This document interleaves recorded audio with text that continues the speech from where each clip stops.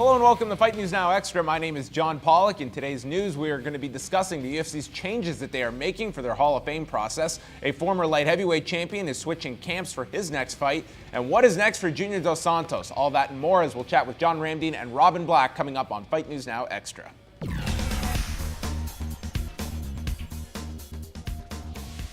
Former heavyweight champion Junior dos Santos was a guest on the MMA Hour this week with Ariel Helwani, and he's looking to return around October or November for his next fight. Dos Santos is recovering from some surgeries he had after his win over Stipe Miocic last December, where the two went 5 rounds in Phoenix. One fight that could be on the table for Dos Santos is Alistair Overeem.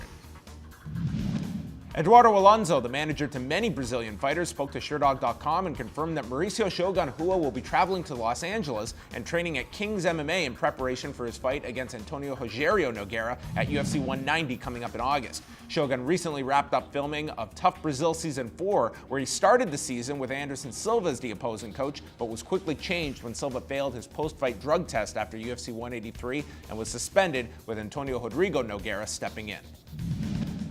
The UFC has announced plans to change their Hall of Fame around to now feature 4 categories, with an induction for each category scheduled for International Fight Week in July. The categories will consist of the modern era, with fighters who debuted after November the 17th of 2000, the Pioneers era, the contributors for non-fighters, and the Fight Wing, which will see a specific fight being honored. There's also discussion to building a physical Hall of Fame somewhere in Las Vegas down the road. And former Bellator featherweight champion Daniel Straus will take on Henry Corrales on the main card of the Bellator 138 card on June the 19th in St. Louis, which is the card headlined by Kimbo Slice and Ken Shamrock. Straus last fought in January, where he was submitted by Patricio Pitbull Freite and lost the featherweight title, while Corrales is making his Bellator debut. Looking ahead to this Saturday night, we will have a live pre-fight show coming at you at 10 p.m. Eastern Time with John Ramdine, Robin Black, and myself getting you set for the main card in Australia, which will be airing here on Fight Network with 4 fights leading up to the main event with Stipe Miocic and Mark Hunt in that night's heavyweight bout. I am here with John Ramdine to chat about all of today's news. Before we get into all the mixed martial arts stories, one final discussion on Mayweather-Pacquiao. Sure. There is now a class action lawsuit being filed against Manny Pacquiao Because of his shoulder. for not disclosing his shoulder injury ahead of time and robbing these people. Please, Yeah. I hate this. Yeah. I hope this suit is just thrown out the window. What right you have to demand that a fighter is 100% when he goes in? Why don't you go ask most fighters that walk into a fight? Yeah, it's funny. Nate Quarry posted a thing online saying, really? It's shocking that you're telling me that a fighter on fight night goes into his fight injured. That is the reality, people. These guys train so hard, especially in mixed martial arts. I know boxing as well, but MMA, there's so many different areas that they have to work on. And boxing, many people consider it to be the most difficult sport in professional sports. You would understand how a guy like Manny Pacquiao, training at the highest level to face the best fighter in recent memory, you would expect for him to have some injuries going into this fight. For those people that file that class action lawsuit, they also have to look me in the eye and say they would have been perfectly fine if the night before the fight, Manny said, you know what, my shoulder's hurting me. I'm fight's out. off. Yeah. Everyone that's come to Vegas, tough. And then he would have had a class action lawsuit from all the people that bought tickets and had traveled to Vegas. Just stupidity at its finest.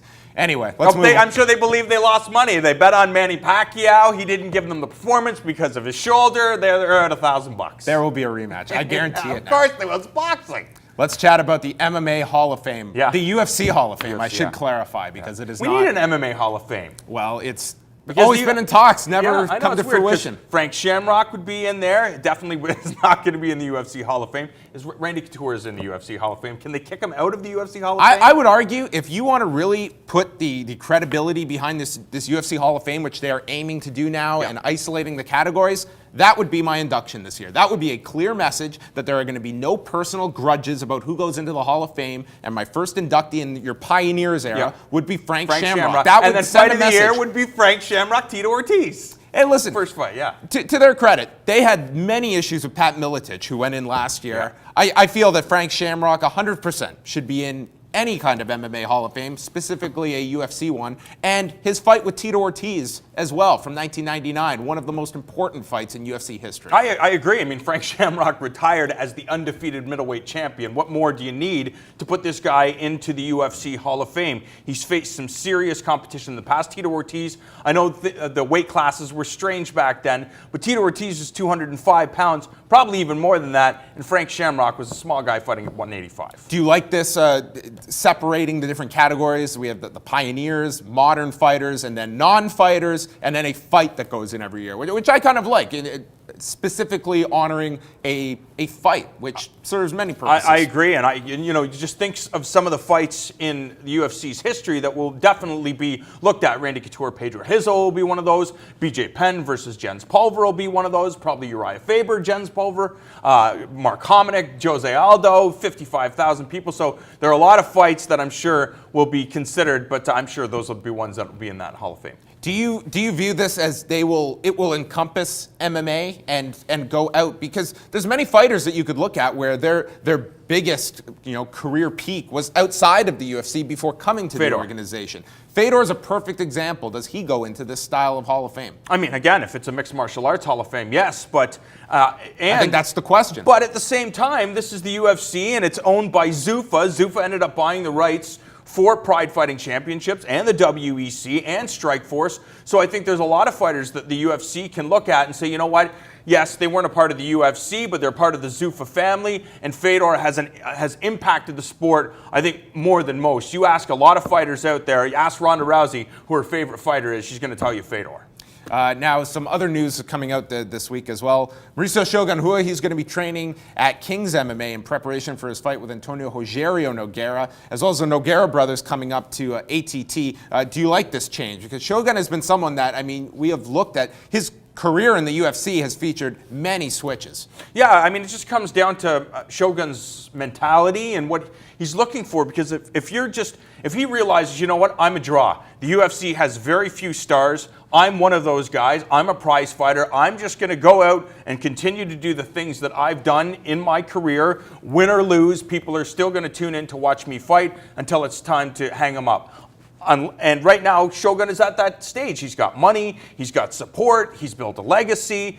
But if he wants to look at, okay, how do I get the gold again? My dream is to become a UFC champion once again. What do I need to do? I need to go to Kings. I need to listen to Rafael Cordero. I got to get out of my comfort zone and do the things that Fabrizio Verdum has done and Rafael dos Anjos. And maybe we'll see a new light or a fire lit under Shogun. All right. That is going to be coming up August the 1st, Shogun, under the Kings MMA banner. We have lots coming up later this week. Of course, Saturday night, our pre-fight show, 10 o'clock Eastern Time, leading into the main card, airing here on Fight Network from Australia, headlined by Mark Hunt and Stipe Miocic. We have more Fight News Now Extra, and it is up now.